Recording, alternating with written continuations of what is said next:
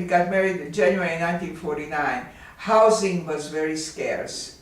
You could not get an apartment. You literally had to buy an apartment.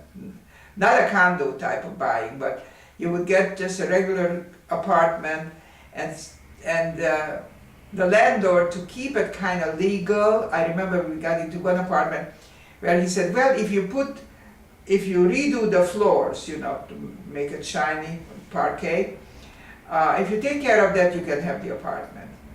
So at that time, I never forget, it cost us about $350. It was an immense amount of money. I mean, if I tell you that $300 would buy, in today's standards, more than $3,000, would cost $3,000. So anyhow, this is what we had to do. And the next apartment, when we moved to a different neighborhood, we had to do something else. Finally, we felt about 1960 that the children are in school already, and my husband worked in Skokie already, so that we figured, wouldn't that be nice to move into the community where it would be closer to his home, his work, and so we selected to buy this house and move in here. Later on we found out that it got to be a large survivor community, but that wasn't our motivation at the time. How did it end up being a large survivor community? How did it end up to be? Because, you know, people follow their own kind. And one found, oh, I was from this place of Poland and from another place. And then told, also real estate was cheaper than in Chicago.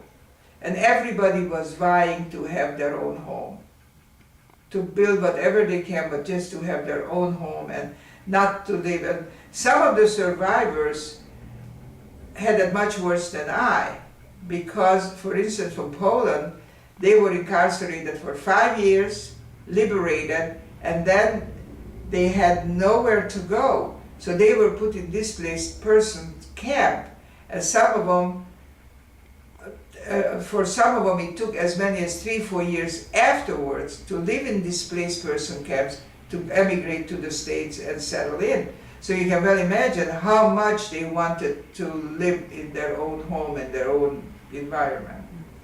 So that's how we ended up. I personally wasn't really that involved with survivors in the early days. Remember I mentioned that I married an American, Chicago-born young man. So he had not only his friends, right, locally, but he had a large family. And I was most fortunate that his family took me in as part of them. So I navigated to become an American. I mean, that was my main goal. I wouldn't even speak Hungarian. And everything, you know, it had to be all American, everything. So, I mean, I'm still a patriot, but at that time, that's how we did it.